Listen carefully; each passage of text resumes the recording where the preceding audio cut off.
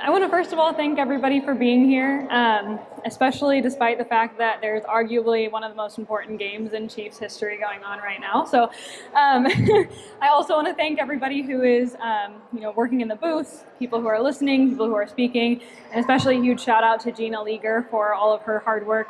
If anybody can figure out what she takes to find energy despite having 9 children and throwing something like this, let me know. I would pay a lot of money to find that. So as they mentioned, my name is Clare Stramel. My husband and I are the Respect Life directors here for the Diocese of Salina. We've been doing this since about middle of September, and it's been such a blessing to be in that role and a part of the diocese. But as he mentioned, I also teach religion at Sacred Heart High School in Salina.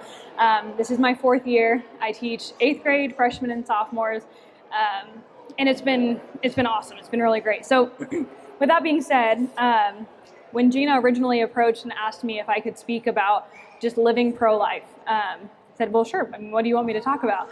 And she said, well, can you just talk about, regardless of what stage of life you're in, that you can live pro-life? How can you live pro-life every single day? And at first I was like, well, that'll be easy. I can talk about that all day long. I love talking about the pro-life movement. And I figured at first, I was like, well, I can just talk about what the pro-life movement is, what it's not, the common misconceptions about the pro-life movement. But then I realized if the people who are here, the wide demographic of people who are skipping the AFC championship to be here, they probably don't want to hear a 27-year-old with only 3 kids preaching to the choir about how you can live pro-life in your everyday life. So I became pretty intimidated once I thought about who I would be talking to, because I'm used to talking to 8th graders, freshmen and sophomores. So like any other professional, naturally I cheated and got somebody else to do the work for me. So I put out a Google form on Google Classroom, and I told my students, if you answer these questions, I'll give you extra credit. So the first question I asked was, how can you, what does it mean to be pro-life? Is it A, caring about babies in the womb? Is it B, caring for the elderly? Or is it C, respecting the life and the human dignity of all human people, regardless of their stage of life, their age, location, race, gender, all the things? And 100% of my students got the answer correct. They said it was the last one, that this is what the pro-life movement is respecting all human beings, regardless of how old they are, if they're in the womb, outside the womb, supporting the mother, supporting the father, all the things. So I figured if my 8th graders could figure that out, you guys knew that as well. So the next question I asked them is, how can you be pro-life as a kid? As 8th graders, freshmen, sophomores in high school, how can you live pro-life every day? And if I narrow my answers down to about 3 answers, it was be kind to everybody, respect all human life, pray for people. So pray for mothers, pray for the unborn, pray for people who are in the pro-life movement, people who are not in the pro-life movement. And then the last one being pray. So pray for those people, respecting all other people regardless of their stage in life. So good, you've officially learned nothing from my talk. You're just missing the Chiefs game to listen to me talk about what my students say. And so I thought about it, and I thought, okay, so living pro-life, why am I pro-life? And even just looking around at the people here, we're all in different stages of life, whether we are in grade school, in high school, married, unmarried, raising kids, if we're single, or I even look at my parents right now, and my parents are in the stage of helping to raise grandkids and supporting their kids and their grandkids. And so we're not all in the same stage of life. And so when I look back, I just thought about, okay, well, why am I pro-life? Why am I so convicted by this? And I really give all credit to my parents. And so looking back at my parents, I think about, from a very young age, I understood the value of Catholic education because my parents made the sacrifice to drive us into Salina, which from our home, I grew up in Solomon, so it's about a half an hour drive to Salina where we went to school. Roughly 28 minutes, if we're going to be exact, from my doorstep to the high school. And so I understood the value of Catholic education because of my parents' sacrifice to pay tuition at a Catholic school when there's a public school in that town, driving us in every day, round trip, my siblings, and there were 6 of us, and all of us were heavily involved in extracurricular activities, and so we were constantly being driven back and forth. And so they made a lot of sacrifices for us to be in a Catholic school. But with that, the 30-minute drive that we had to school, the 30-minute drive back home after practices to school, that was really a good time for catechesis. When I think about when my parents really taught us the faith, taught us how to live pro-life, that was a big part of it, was the car rides. And for as much as that maybe doesn't make sense, we always started our drive to school with a rosary. My dad always started us off praying a rosary, and we knew that by the time we got to the water tower, our rosary is going to be done. We'll get that over with in the first 15 minutes of the drive, and then we have 15 minutes to just chat. And my dad is truly one of the most intelligent people that I know, but he never shied away from uncomfortable conversations. He was always willing to answer all of our questions about the faith, about politics, abortion, euthanasia, contraception, all the things. So any type of moral conversation that we had, or that any questions that we had, he was always so willing to answer, but he always answered very clearly, because he and my mom had both made the point to educate themselves, so that when we asked questions, there was no gray area. But he was very good, both of my parents were very good about explaining the Catholic faith, explaining the pro-life movement in a very black and white way, so that we knew by the time that we graduated high school and that we went into college, we knew exactly where we stood, especially on the pro-life issues. Because again, he was very, very clear, but also very merciful. He helped us to understand both sides of the argument, so that when we went into it, it was never just an answer of like, because I told you so. We still joke with my dad that we always laugh, like my siblings and I who are raising kids, we say, we would never tell our kids because I told you so. And it took about 2 seconds before my son started asking why to everything. Like, why do I have to go to the bathroom? Because I told you so. But when it came to matters that were important, and especially the uncomfortable ones, they never shied away from it. And they always gave us a solid answer, because they educated themselves first and made it very clear why we believed what we believed. In my sophomore class, we're talking about the 10 Commandments right now. And I just dropped the bomb on them that they're gonna have to memorize the 10 Commandments. If they don't already have them memorized, they're gonna have to write them out on their test in order. And I hear all the time, especially those who are teachers, you hear all the time, well, when am I ever gonna use this? When am I ever gonna use this in life? And so I asked one of my students, is anyone ever gonna ask you, what's the 5th commandment? And they're like, well, no, probably not. And I said, yeah, you're right. Okay, so good. Will you ever use the 10 Commandments in your life? Well, no, maybe not in that way. You probably won't be asked what are the 10 Commandments, but in the world that we live in today, where morality is so skewed, there's so much gray area. You turn on the TV and you don't understand why we say that abortion or the pro-life movement is actually very pro-woman, and that abortion is not this feminist movement, feminist empowerment, and that living together before marriage, or whatever moral issue you look at, when you turn the TV on, that becomes very gray. It becomes very skewed. So we don't understand the foundations of morality, the morality that God just straight up gives us and tells us, here are the things that I want you to follow. This is the basis of morality. Then morality can become very skewed. And so I think that that's the biggest, step number one for my siblings and I to learn about the pro-life movement. It came from that. It came because my parents cared so much about their faith and learning the teachings of Christ given to us through divine revelation, that if they understood, if we educate ourselves to know the church teaching, then everything else is just going to naturally flow from there. So understanding the pro-life movement and respecting life goes beyond just abortion, goes just beyond just simply respecting other people. So again, my parents were always super willing to answer our questions, especially the uncomfortable topics, which are easy to shy away from.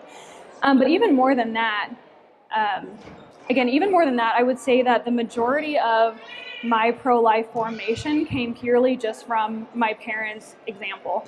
And that can go a lot of different ways. We have like the small ways where it would be things where my mom would see an overwhelmed mom in the grocery store and she would smile at her and just say like, hey, keep up the good work. Something small like that.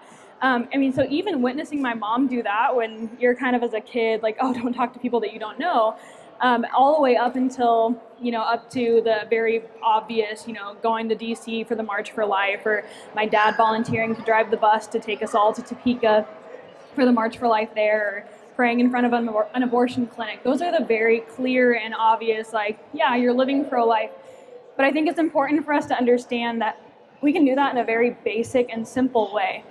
And, so just recalling some examples with my mom, I think for as much as my parents would like to be able to say that the things that they taught us growing up, that's what we remember, but we don't. What we remember are the small random things that seemed incredibly insignificant.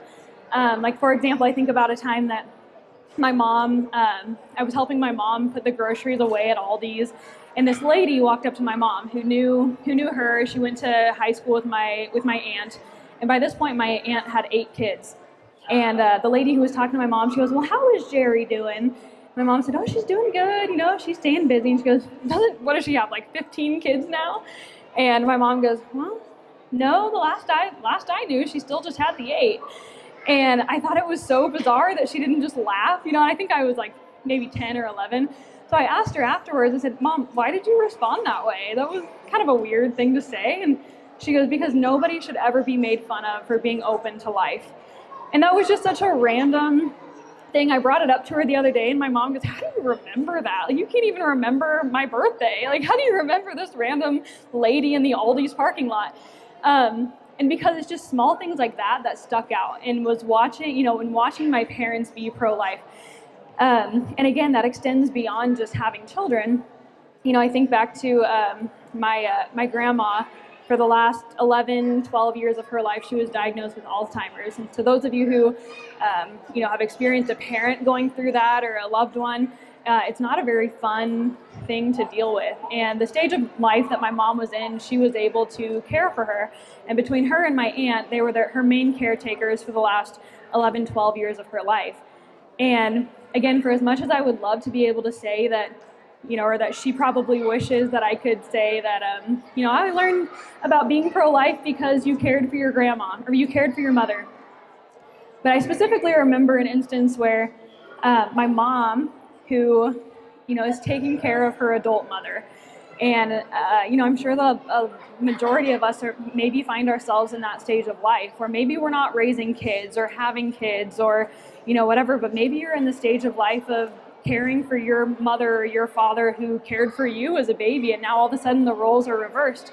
And I remember my mom helping my grandma go to the bathroom or something, and so it's like already just kind of this difficult task to be taking care of the woman who cared for you, who changed your diapers. And by this point, my grandma is not my grandma anymore. And she's yelling and screaming at my mom, and she's hitting her. My mom just smiled through the whole thing. And afterwards, I was like, does that bother you? Here I am, like, all upset about it, and I'm not the one being beat up by her own mom. And my mom goes, well, no, why would I be upset about that? She's getting me closer to heaven. And when I asked her about it, she kind of talked about this is like a good opportunity to talk about redemptive suffering. She talked so much during that time about how she was offering up all of that suffering for her kids. She was offering up that suffering of losing her mother for her mom, for her own salvation. And so it's even just through that there was, I don't ever really recall a time of thinking like, wow, my mom is so pro-life.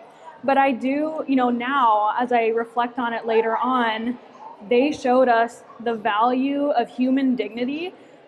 Even for somebody who's not fully there anymore, even for somebody who's not truly herself, even her, her own mother. And, so even after my grandma died, we continued to go over to my grandpa's and, just supporting him through the grief of losing his wife. And then as he slowly couldn't drive anymore, driving him to mass, taking him to get groceries, things like that.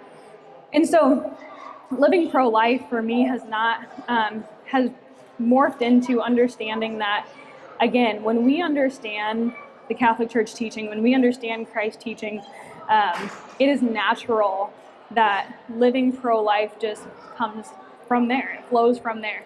That when we understand the value and dignity of human life, when we understand Christ's teaching, respecting other people is going to slowly come from there. I had to laugh because as a teacher, I'm always just blown away at how the Holy Spirit works, especially through Catholic radio and, the questions that'll get brought up in class, things like that. And so when I had just told my sophomores, I think like a couple weeks ago on a Thursday, I said, yep, you're going to have to memorize the 10 Commandments, and here's why, as I already explained. And that following Monday, Father Fred Gatchett in Salina, he had the Mass for all the Sacred Heart students that Monday morning. And he talked about how, he goes, some people will complain that following the 10 Commandments is difficult. No, it's not difficult. Christ says that, my burden is my yoke is easy and my burden is light. So which is more difficult, following the Church's teachings on chastity or dealing with an unplanned pregnancy? Which is more difficult, following the Church's teaching that you shall not steal or being arrested for shoplifting? And so I'm looking over at my sophomores like, did you guys hear that? Because I just told you that this is going to be way easier than you think. And so again, I think that when we are really trying to follow Christ, follow his teaching, that living pro-life is just going to come naturally. And like I said, I was incredibly intimidated to talk to all of you just because, like I said, we have a 4-year-old and a 2-year-old and one due here in a couple of weeks. And so I'm not in the same stage of life that a lot of you guys who have already raised kids, or who, the priest is, giving homilies about it, or as teachers who are speaking about it, or people who are taking care of their grandmothers. I haven't been through any of that yet. And so really, I feel like I should be getting this from you. But I think that your example means more than you realize. And you might not ever know the power of your example. My mom had no idea that I remembered the random lady from Aldi's, but that stuck out to me. Something small like that. So for as much as they can teach me about the pro-life movement, and as much as I can teach my students and my kids about living pro-life and respecting other people, at the end of the day, if I'm not living that out, then my words mean nothing. They fall on deaf ears. And so really, at the end of the day, how can we be pro-life in our everyday life? We'll live it out. Living it out, and other people see that, and that's going to flow naturally. Understanding Christ and his teaching is going to naturally just help us to respect life. And so from there, it's going to trickle into our everyday life, respecting other people and their dignity regardless of who they are. So with that, I think that's pretty much all I have to say. Like I said, if you're here because you're choosing not to watch the AFC Championship, or you chose this over the AFC Championship, you're doing pretty good. You're setting a good example for people around you. So again, thank you for being here. Thank you for your sacrifice, whether that be, again, whatever stage of life that you're in, you're sacrificing something to be here today, and that speaks volumes. So, thank you.